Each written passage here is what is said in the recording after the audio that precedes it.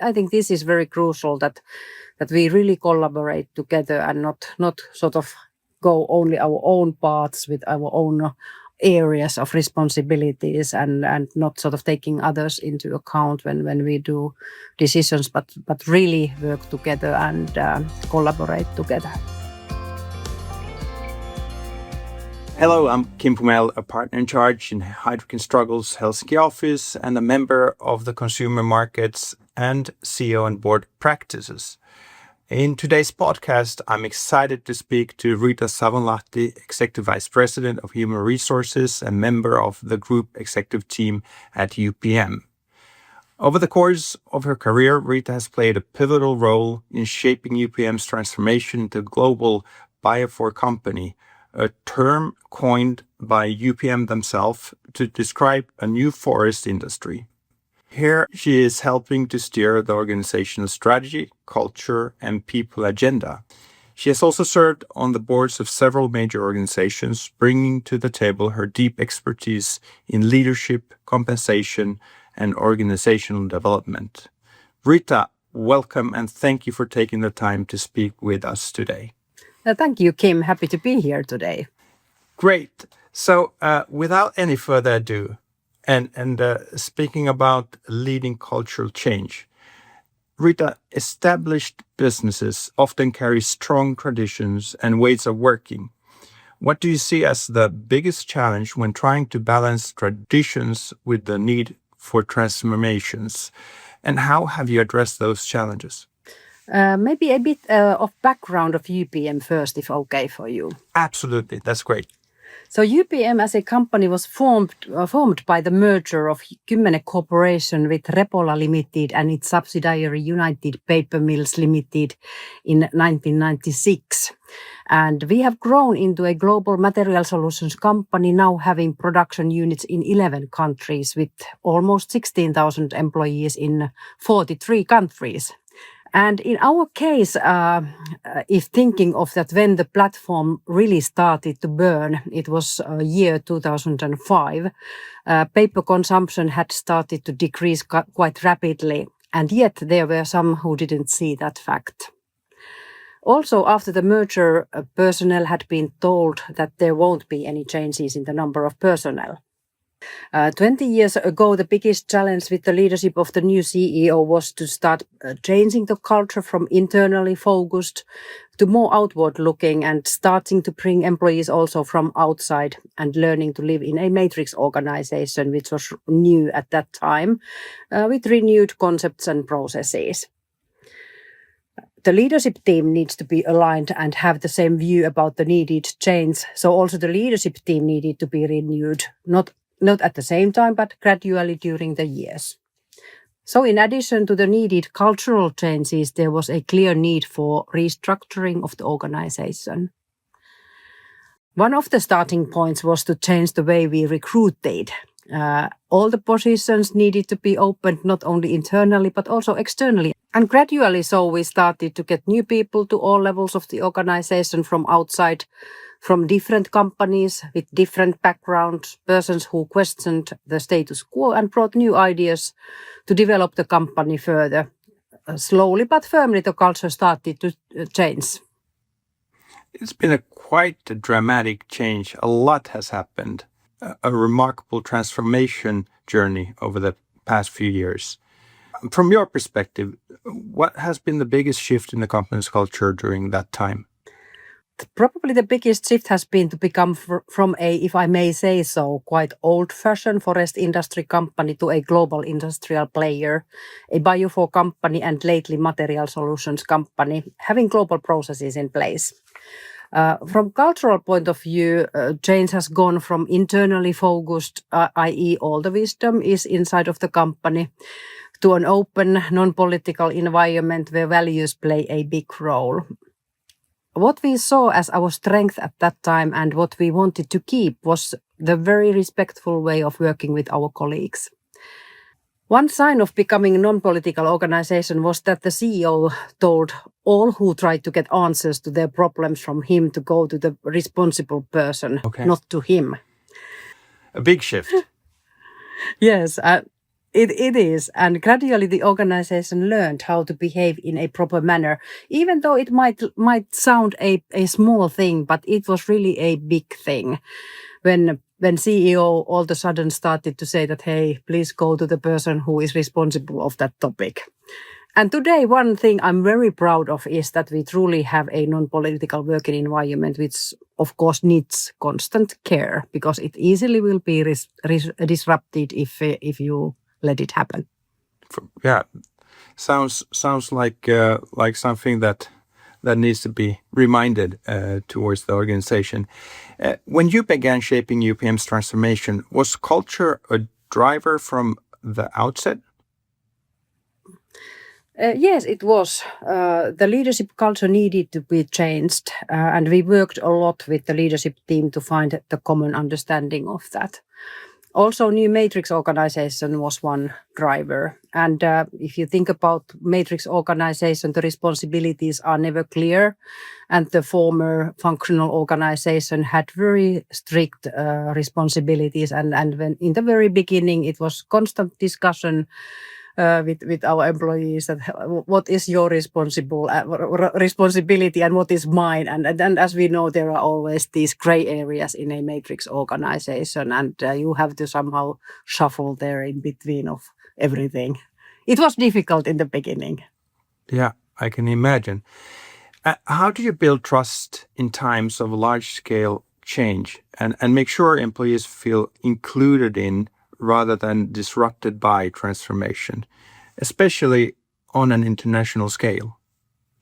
No, trust and be trusted was defined as one of our 3 values already 2010, together with our employees. So the whole organization participated in defining our values. And the 2 other values are achieving together and renew with courage. But the trust was clearly the most important element when it comes to our values. They still are valid and alive in our everyday life and form a core of our leadership culture. One important element also in addition to values is that we have a very inspiring, at least I think that it is very inspiring, future-oriented and bold purpose. We renew the everyday for a future beyond fossils. And purpose is the core reason why we exist as a company, and it serves as a guiding principle that motivates employees and fosters a positive culture. It also describes why we do our work and where we can create a unique positive impact. Our purpose sets also ambition level for us, and it acts as a compass or as a North Star, pointing us to the right decision and actions. We have also defined value-based behaviors, which can be called value-strengthening behaviors because they reflect our values, make them stronger, and build our culture in a positive way. And I could open a bit those behaviors if okay for you. Yeah, that would be great. All right. So starting from trust and be trusted. So it means that we create a clear and compelling picture of the future, and we trust people to do their work by giving them space to succeed. We keep our promises and hold others accountable too. So that is about trust and be trusted. And then achieve together means that we are hungry for results. We set bold and brave targets both individually and at company level. We are brave and timely in decision making, bringing others on board. We drive cross-organizational cooperation and ask for feedback and give constructive and positive feedback in a timely manner to others. So that's about achieving together. And then renew with courage means that we show passion for renewal. We share our own opinions and ideas bravely. We experiment and take all opportunities to share and learn from mistakes and successes also. And we take care of our own well-being and capability to lead. So those are the behaviors we would like to see. How did they resonate to you? Trustworthiness is fundamental for being able to do stuff together. So it resonates quite well, at least for me, and apparently for everybody at UPM. Yes, at least I think that because they have really been alive since 2010 and they are inbuilt in all of our leadership programs and development programs, and they are somehow they are not only words on the wall, but but really we live according to our values. Now, shifting over to the following area, looking at leadership, people, and culture of change, you often spoken about the importance of leadership culture. In your view, what distinguishes leaders who are able to guide people effectively through transformation? No, I think that they are able to lead well business people and themselves. And I think that if I don't know myself and keep myself balanced and courageous in the face of uncertainty, how could I lead others? And in the core are our values, of course, and leading according to them. Leaders are first of all open and honest about the change which is there, and they involve and empower people. There is trust in between of the team members. The planning of the transformation, whatever it might be, has been done well. It has been discussed and agreed together in the leadership team, and the top team is aligned and works together, not in their own silos. I think this is very crucial that we really collaborate together and not sort of go only our own paths with our own areas of responsibilities and not sort of taking others into account when we do decisions, but really work together and collaborate together. As you are a global company, how do you help leadership teams align not only on business goals, but also on values, behaviors, and ways of working that support long-term change? No, we have had dialogues in the whole organization about diversity and inclusion and purpose and values. And when you make these topics concrete in your everyday work by discussing about them in your team, discussing about what do they mean to us and to me, they become alive and meaningful for all. You find out concrete examples on those, and then you really also understand what they mean. And annual employee engagement survey also gives us good feedback on what are the needed actions in all business areas and global functions. And then when it comes to leaders, I think that what we'd like our leaders to be is that they are really ambidextrous, meaning that they can manage at the same time two very different demands, delivering the results with today's core business and building tomorrow's business through innovation. And they have leadership capabilities that to drive business results, sustain performance under pressure, and build organizations which are fit for the future. And of course, they would understand purpose, values, behaviors, and culture. Quite a bit of demands for leaders, but I believe these are crucial for leaders to succeed and also to make a company successful. Absolutely. Transformation requires new skills and mindsets, right? How have you approached preparing and reskilling leaders to navigate and changing the environment? You just mentioned what is expected. So how do you take them on the path for being part of the future? I would say that our leadership development has been an integral part of our transformation, and we have had several leadership programs during the years. And we have systematically invested in leadership development in good and challenging times, so we have never stopped the development. Starting with the renewal of UPM leadership principles and values to a robust program portfolio supporting the transformation, we need, for example, aiming higher in performance, leading with passion, and leading beyond turbulence and instability. So those topics have been changing during the times, whatever might have been the need coming from the transformation of the company. And if still thinking of the goals of our leadership development, they are to support company to perform and drive, of course, growth and transformation towards a future beyond fossils, which was our purpose, as I said earlier, and strengthen the leadership culture based on UPM values and aiming higher mindsets, which enable everyone to grow, perform, and achieve business results. And also develop future leaders for more demanding roles and ensure that the leaders have the capabilities they need to lead themselves, people, and business. And leading change is always part of the leadership. And now, for example, very topical is transformation enabled by AI. And at the moment at UPM, we have company-wide AI program ongoing. AI upskilling for leaders is part of both AI program and of our leadership programs today. It's crucial to have there. From your experience, again, everything that you just walked us through, and looking at the HR, what roles does HR play as both as a strategic partner and a culture catalyst in times of transformation?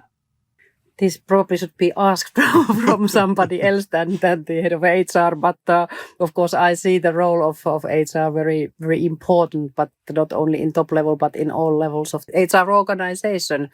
And really in bringing development needs visible is one of the key elements. And we have done, you probably know McKinsey's organizational health index survey, which we have done several times during the years to find those development areas and to be able to focus on needed organizational capabilities. For example, aiming higher mindset, which is needed in transformation. Transferring into a third area, which is about sustaining transformation and looking ahead. And transformation is rarely a one-time event. And you mentioned that there's been various phases in reference to transformation at UPM. It's continuous. How do you keep cultural moment alive once the initial wave of change has passed? For example, regularly done these organizational health index surveys give you the data on how does the culture look like and how have we developed or have we. And also our different global programs like now AI program and different leadership programs support keeping the momentum alive. And annually we raise development areas from our employee engagement survey. But even though we have all kinds of surveys and programs, I think that the most important thing is to have constant dialogue with our employees about those topics we see important. But of course, the data is crucial to bring those topics visible. What is really needed and what do we need to develop further in the company? Now, UPM is also deeply rooted in sustainability, and as you already walked us through, innovation. How do those themes influence the way you think about future leadership and culture at the company? No, when we are focused in business on sustainable, low-carbon products, renewable feedstock, future leadership must be visionary, long-term, and ecosystem-oriented, while the culture must be responsible, innovative, and purpose-driven. Sustainability sets the direction, for example, decarbonization, and innovation provides the engine, like what technologies and new models are. So looking at the next generation of leaders, what capabilities or mindsets do you think will be most critical in ensuring that culture and strategy remain aligned? The next generation of leaders, they need to be purposeful, adaptive, ambidextrous, inclusive, courageous, and endlessly curious. And this ambidextrous is very difficult topic because, as discussed already earlier, they need to manage at the same time two very different demands, delivering results with today's core business and building tomorrow's business through innovation. So it's a bit difficult thing, but I believe that future leaders can handle that. But of course, we have to give also tools for them being able to develop themselves in that area. But what is also very important is that they are endlessly curious about new things. And these capabilities ensure that strategy, meaning that what we aim to do, and culture, meaning how we act, reinforce each other rather than drift apart. Now, finally, Riitta, if you could give one piece of advice to HR and business leaders in other established companies embarking on a transformation journey, what would it be? This is really difficult to pick only one.